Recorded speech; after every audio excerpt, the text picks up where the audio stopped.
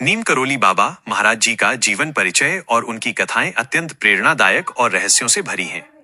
उन्हें हनुमान जी का अवतार माना जाता है। यहाँ उनके जीवन की कुछ प्रमुख बातें और कथाएं दी गई हैं। प्रारंभिक जीवन और परिवार। जन्म। बाबा का जन्म लगभग 1900 के आसपास उत्तर प्रदेश के फिरोजाबाद जिले के अकबरपुर गांव में एक ब्राह्मण परिवार में हुआ था। उनका असली नाम लक्ष्मी नारायण शर्मा था। वैराग्य। मात्र 11 वर्ष की आयु में ही उनका विवाह कर दिया गया था, लेकिन जल्द ही उन्होंने आध्यात्मिक खोज के लिए घर छोड़ दिया। घर वापसी। कई वर्षों तक भटकने के बाद उनके पिता ने उन्हें खोज निकाला और उनसे गृहस्थ जीवन जीने का अनुरोध किया। वे वापस लौटे और उनके 2 पुत्र और 1 पुत्री हुए। बाबा से जुड़ी प्रसिद्ध कथाएं। 1. ट्रेन और नीम करोली स्टेशन की घटना। यह सबसे प्रसिद्ध कथा है, जिसके कारण उनका नाम नीम करोली बाबा पड़ा। एक बार बाबा बिना टिकट के ट्रेन के फर्स्ट क्लास कंपार्टमेंट में सफर कर रहे थे। टीटीई ने उन्हें नीम करोली नामक स्टेशन पर उतार दिया। चमत्कार। बाबा के उतरने के बाद ड्राइवर ने ट्रेन चलाने की बहुत कोशिश की, लेकिन ट्रेन 1 इंच भी आगे नहीं बढ़ी। परिणाम। अंततः रेलवे अधिकारियों ने बाबा से माफी मांगी और उन्हें वापस ट्रेन में बैठने का आग्रह किया। बाबा के बैठते ही ट्रेन तुरंत चल पड़ी। इसके बाद उस गांव में बाबा के सम्मान में एक स्टेशन बनाया गया। 2. नैनीताल का कैंची धाम।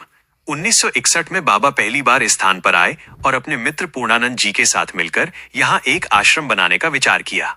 आज कैंची धाम दुनिया भर के भक्तों के लिए आस्था का केंद्र है। 3. सेब और स्टीव जॉब्स, एप्पल के संस्थापक।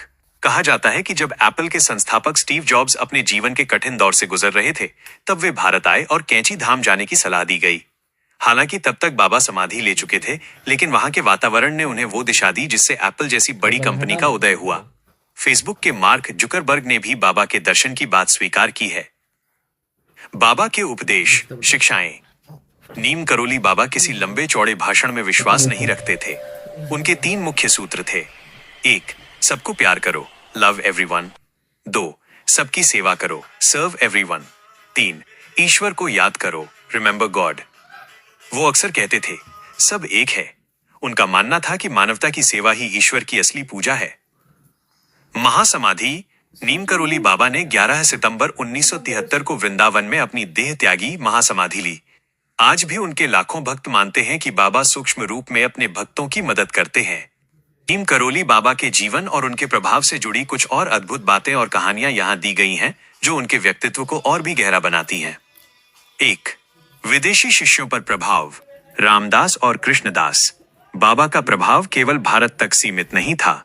1960 और 70 के दशक में कई अमेरिकी युवा शांति की तलाश में भारत आए और बाबा के भक्त बन गए। रिचर्ड अल्पर्ट रामदास, ये हार्वर्ड यूनिवर्सिटी में प्रोफेसर थे। जब ये बाबा से मिले तो बाबा ने इन्हें इनके अतीत की ऐसी बातें बता दी जो कोई नहीं जानता था। बाबा ने इन्हें रामदास नाम दिया। उन्होंने बी हियर नाउ नाम की प्रसिद्ध किताब लिखी, जिसने पश्चिम में बाबा की ख्याति फैला दी। कृष्णदास। आज दुनिया के सबसे प्रसिद्ध कीर्तन गायकों में से एक कृष्णदास भी बाबा के ही शिष्य हैं। वे बताते हैं कि बाबा के पास बैठने मात्र से ही मन शांत हो जाता था। 2. चमत्कार नहीं, कृपा। बाबा कभी नहीं चाहते थे कि लोग उन्हें चमत्कारी पुरुष समझे। वे हमेशा साधारण कंबल ओढ़कर जमीन पर बैठते थे, लेकिन उनके भक्तों ने कई ऐसी घटनाएं देखी।